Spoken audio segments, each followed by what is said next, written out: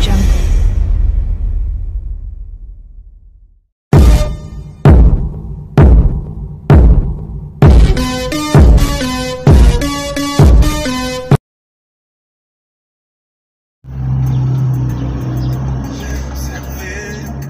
Je ne suis pas l'auteur de cette chanson.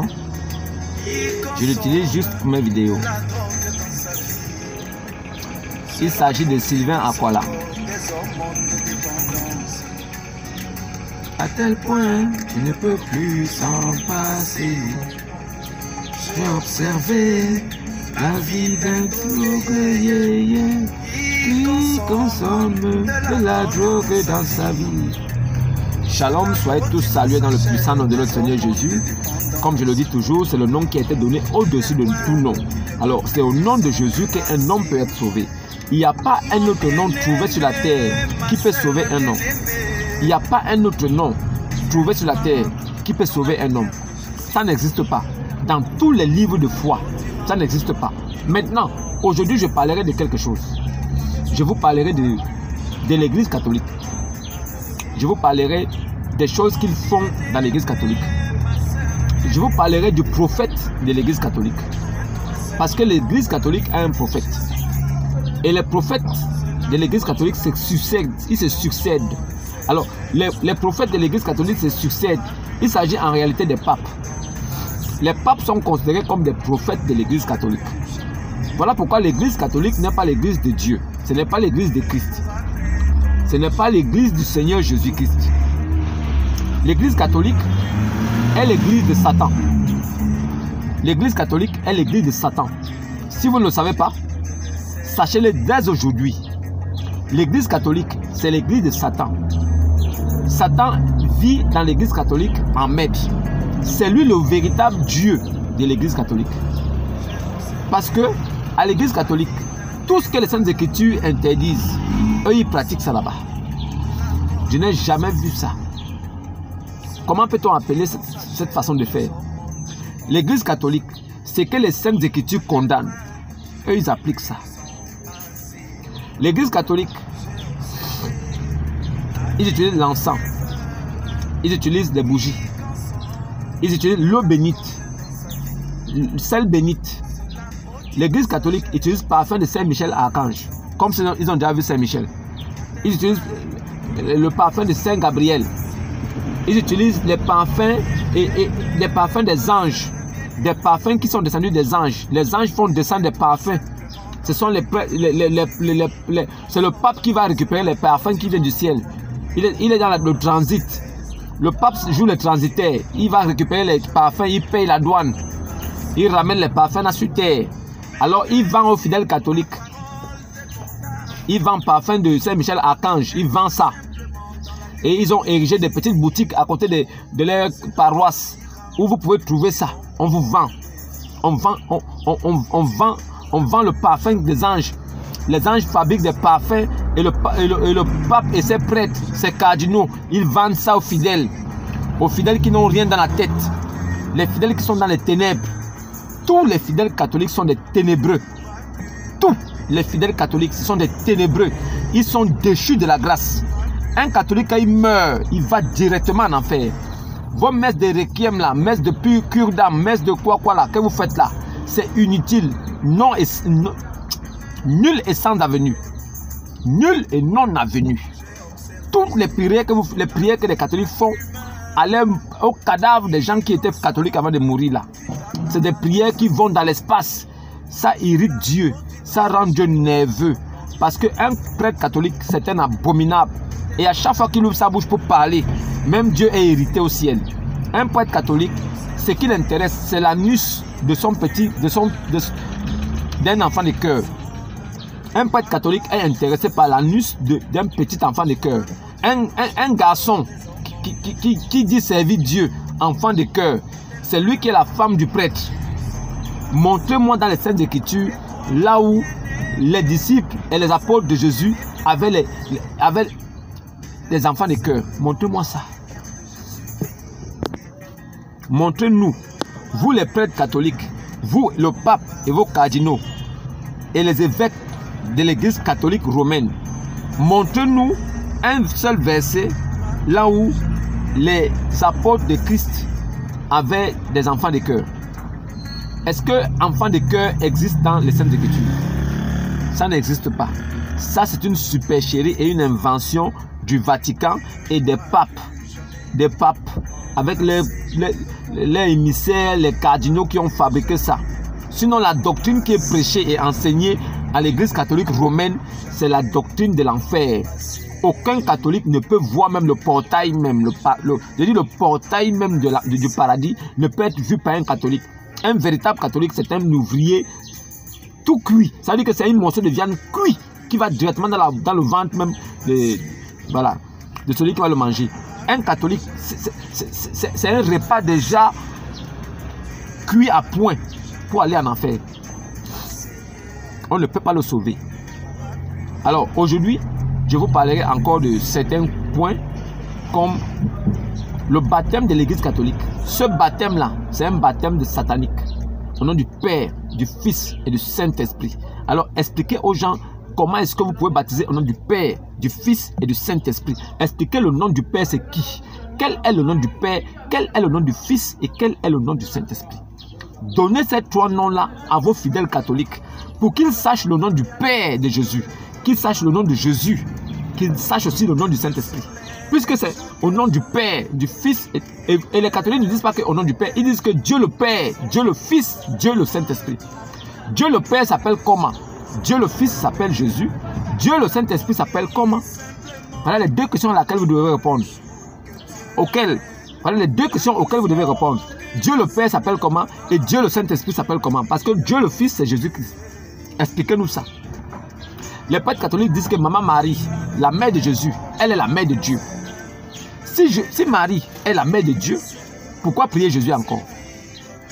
Allons directement prier Marie. Prions directement Maman Marie, puisque c'est elle qui est la mère de tous les dieux. Elle est la mère de Dieu le Fils, elle est la mère de Dieu le Père, elle est la mère de Dieu le Saint-Esprit. Alors prions directement Maman Marie et laissons Jésus de côté. Tous les catholiques doivent chasser les démons au nom de Maman Marie. Chasser les démons au nom de Maman Marie. Démon, je te chasse au nom de Maman Marie. C'est ce que vous devez faire. Si un prêtre catholique utilise le nom de Jésus pour chasser un démon, c'est un maudit. Chassez les démons au nom de Maman Marie, puisque vous l'avez mis au-dessus de tout le monde.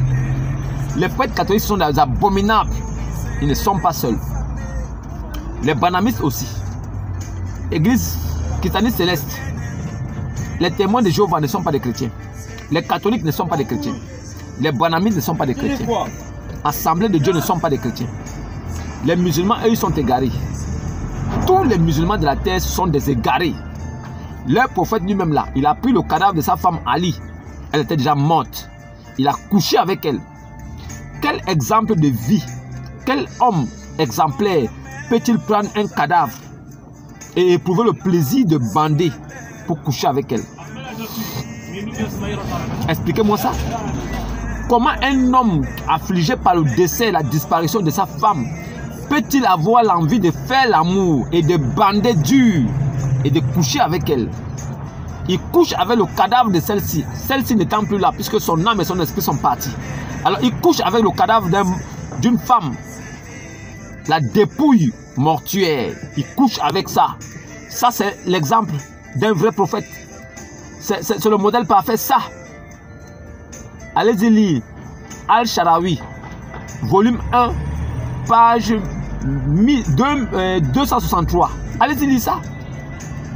Al-Sharawi, Al-Sharwani, Al-Sharwani, Al-Sharwani, volume 1, page 263.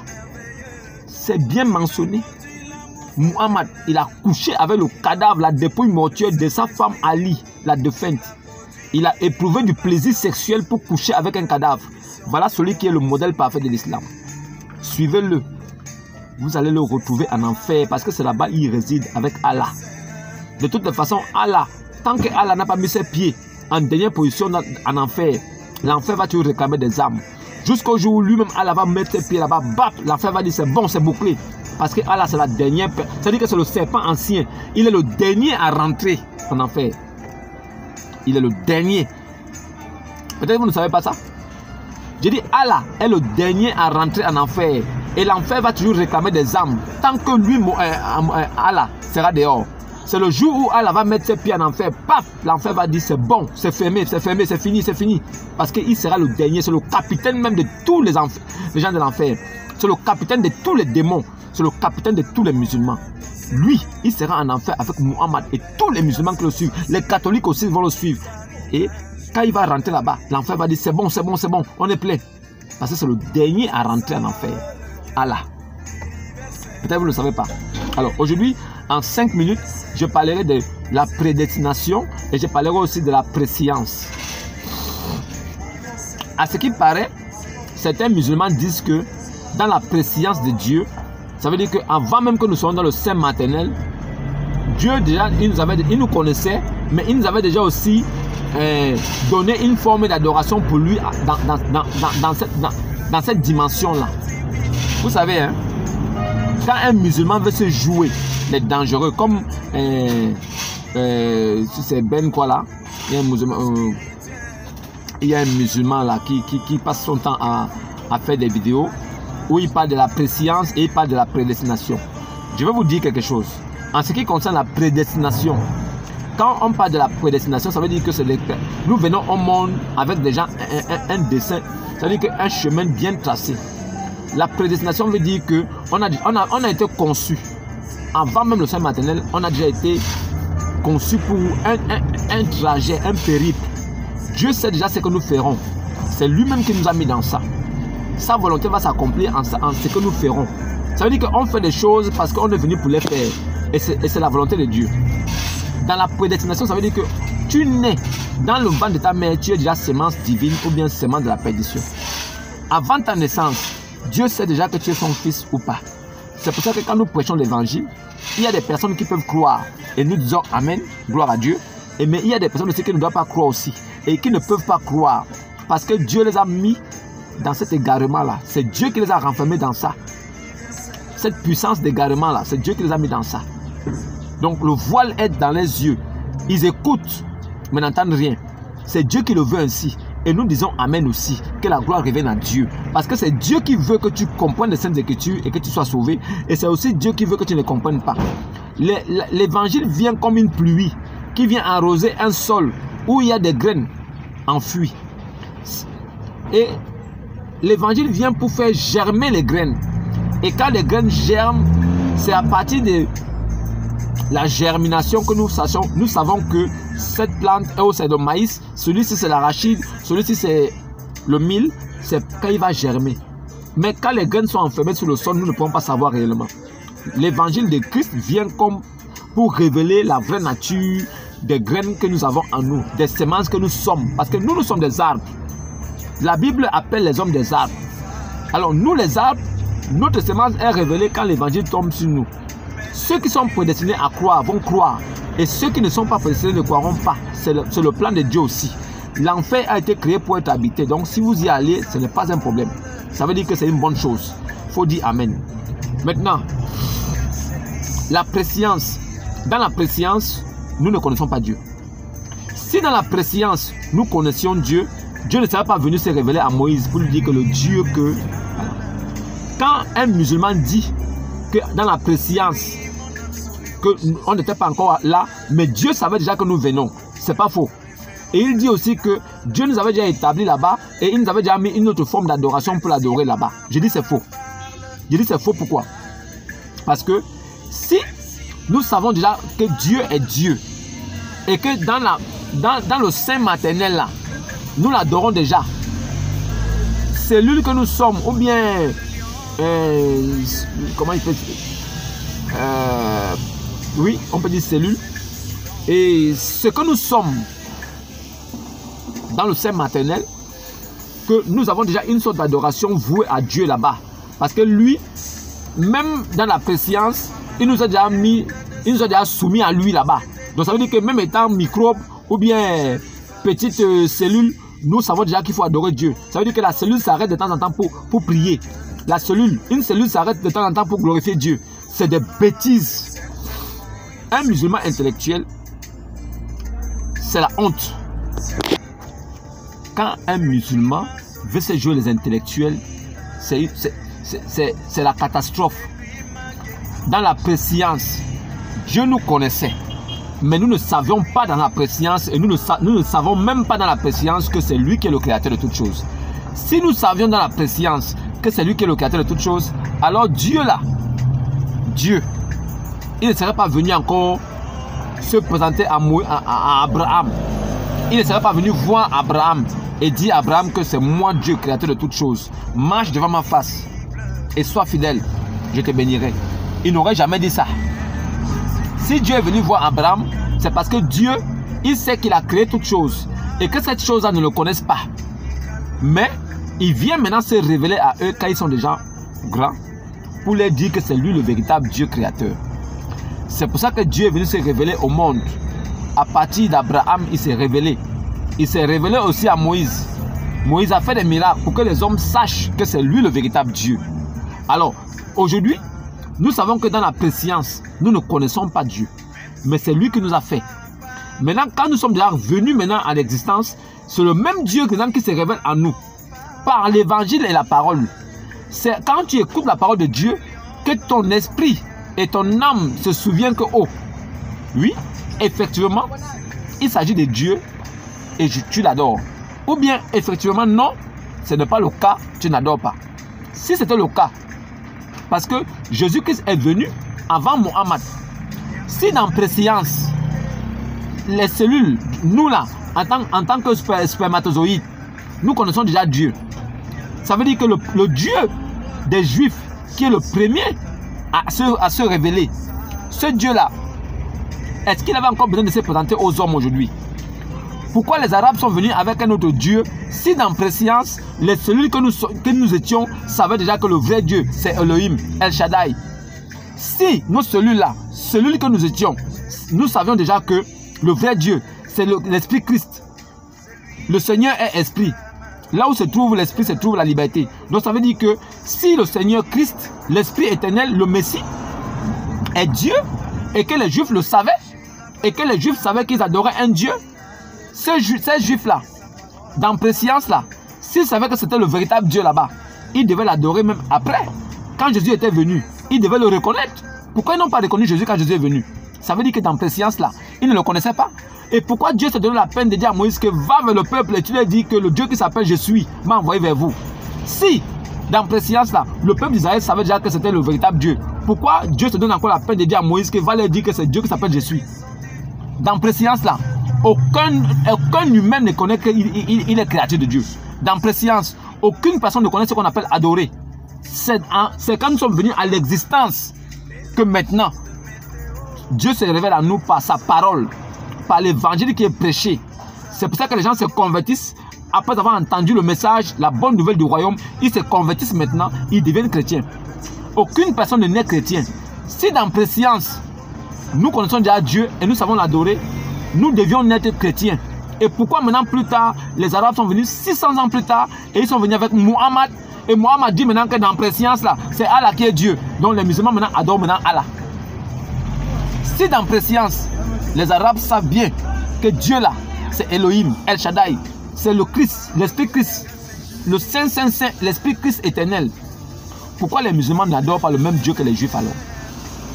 Pourquoi les musulmans, les soumis, les abdouls, pourquoi ils n'adorent pas le même Dieu que les Juifs? Pourquoi? Ils disent avec la bouche que c'est le même Dieu, mais ce n'est pas le même Dieu. Ce que Moïse a dit et ce que les apôtres ont fait et dit après Moïse, c'est que Jésus est venu parfait. Pourquoi Mohammed n'a dit pas les mêmes choses? Pourquoi Mohammed ne dit pas les mêmes choses que Jésus? Pourquoi Mohammed n'est pas venu répéter les mêmes choses que tous les prophètes ont dit avant lui? Tous les prophètes étaient des Juifs. Ils sont venus, ils ont dit un même message. Ça veut dire qu'un message qui se suit, la même chose. Pourquoi Mohammed vient, il va dans le sens contraire? Pourquoi Mohammed vient et il va dans le sens contraire? Il ne dit pas ce que les autres apôtres ont dit avant lui. Les autres prophètes ont dit avant Mohammed. Pourquoi il vient dire les choses que d'autres prophètes n'ont pas dit? Tous les prophètes de la Bible étaient des Juifs. Ils ont dit quelque chose et tous les prophètes sont succédés. chacun venant réconforter l'autre, chacun venant dire que oui, l'autre est le vrai, l'autre est le vrai. C'est-à-dire que chacun venait pour confirmer l'autre, chacun venait pour confirmer l'autre, jusqu'à Jésus. Mais Mohammed est venu, qui l'a confirmé? Et après lui, qui est venu le confirmer? Personne. Ça veut dire que dans préscience là, on ne connaît pas qui est Dieu. C'est quand nous sommes venus à l'existence que lui se révèle à nous par la prédication. Quand nous allons écouter les paroles, la prédication, quand nous allons écouter l'évangile, nous allons mettre foi ou ne pas mettre foi. Soit nous croyons, soit nous ne croyons pas. Et cela ne dépend pas de nous aussi. C'est un don gratuit. C'est Dieu qui donne. Tu crois ou tu ne crois pas. C'est la volonté de Dieu. C'est Dieu qui te permet de croire ou de ne pas croire. Ça ne dépend pas de toi. Donc, préscience là, on ne connaît pas qui est Dieu.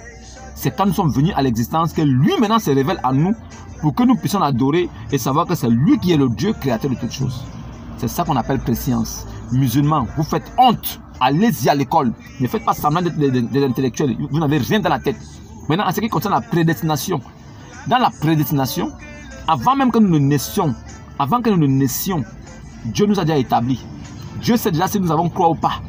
Dieu a déjà choisi des enfants qui vont croire et ceux qui ne vont pas croire. Avant notre naissance, nous venons déjà chrétiens, mais sans le savoir. Cette nature se révèle à nous plus tard, quand nous avons écouté la parole de Dieu. Mais, ça là, ça ne dépend pas de nous aussi. Ça dépend de Dieu. C'est un don gratuit. Prédestination et préscience, c'est le plan de Dieu, pas d'un homme. Alors si tu crois, ça ne dépend pas de toi. Si tu ne crois pas aussi, ça ne dépend pas de toi. Ça dépend de Dieu. C'est lui qui fait grâce. Vous avez bien entendu? Voilà, j'espère que le message est passé. Dans préscience, dans prédestination. Préscience, prédestination. Il guérissait les malades. Je ne suis pas l'auteur de cette musique. Nourrissait les affamés. Voilà le bien universel. Le bien-être universel, c'est vivre pour les autres. Donc ceux qui viennent de la part de Christ, ils doivent vivre pour les autres. Tous ceux qui se réclament d'être hommes de Dieu, tous ceux qui se réclament d'être prophètes de Dieu, tous ceux qui se réclament d'être oints de Dieu, prophètes de Dieu, évangélistes de Dieu, de Christ, vous devez être là pour servir les autres, pas de vous servir. Vous devez être là pour servir le peuple, pas pour vous servir. Ceux qui se servent là, vos maudits, vous êtes des bâtards. Jésus-Christ ne vous connaît même pas. Pour lui-même est bien-aimé, mais plutôt il le fait toujours pour les autres. Voilà le bien universel, le bien-être universel, c'est vivre pour les autres. Le bien-être universel, c'est vivre pour les autres. Shalom et à demain. Jésus-Christ est Dieu. Shalom. À demain.